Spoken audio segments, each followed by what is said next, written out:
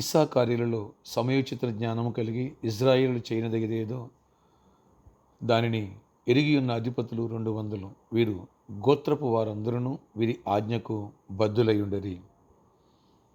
మొదటి దినవృత్తాంతములు 12:32. Praise Jesus.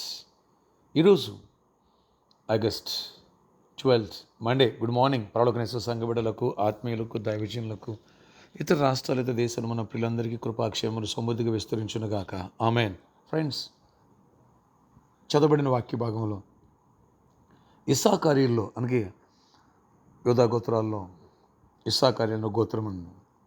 అందులో దేవుడు కొందరికి తలాంతులు ఇచ్చారట, కృపనిచ్చారట.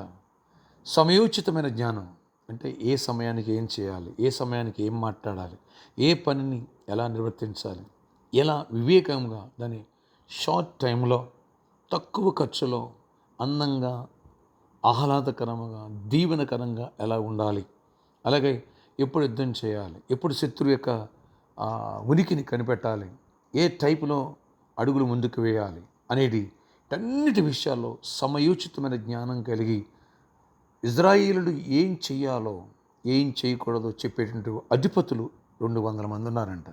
Praise Jesus. వీరి గోత్రపు వారందరూ కూడా వీరి ఆజ్ఞకు బద్దులై ఉండారట. ఎలాంటి టాలెంట్ దేవుడు ఇచ్చాడు.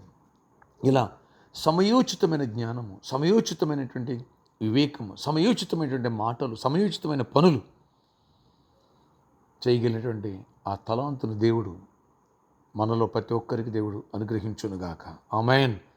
మీకు తెలుసా, చాలామందికి ఎప్పుడు ఏం చేయాలో, ఎప్పుడు ఏం మాట్లాడాలో చాలామంది తెలియదు.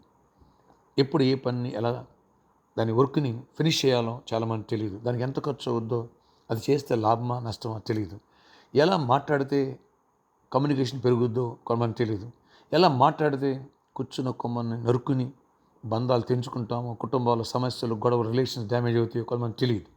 కనుక ఈ సమయోచితమైన జ్ఞానము, ఈ వివేచన లేకపోతే బాండేజ్ బ్రేక్ అయిపోతాయి. పనుల్లో ఫెయిల్ అవుతావు, బిజినెస్లో ఫెయిల్ అవుతావు, లైఫ్లో ఫెయిల్ అవుతావు, యుద్ధంలో ఫెయిల్ అవుతావు, అడుగులు ముందుకు వేయలేవు, శత్రువుల చేతిలో ఓడిపోతావు. ఎప్పుడైతే సమయోచితమైన జ్ఞానాన్ని దేవుని కృపను బట్టి నువ్వు నేను పొందుతామో అన్ని విషయాల్లో ఒక నాయకుడిగా ఉంటావు. ఓకే, ముందు చూపు కలిగి ఉంటావు, అన్నిట్లో కేరింగ్గా ఉంటావు, అన్నిట్లో మెడుగు కలిగి ఉంటావు, షార్ట్ టైంలో పైకి వస్తావు, షార్ట్ టైంలో ఎప్పుడు ఏ పని ఎలా చేయాలో నేర్చుకుంటావు. అలాగే job or projects or business, అలా ఎడ్యుకేషన్, వీటి విషయాల్లో ఎలా సమయాన్ని సద్వినియోగపరచుకోవాలో తెలుస్తుంది. కొంతమంది సమయాన్ని సద్వినియోగపరచుకోవడం రాదు, బాండేజ్ని కాపాడుకోవడం తెలియదు.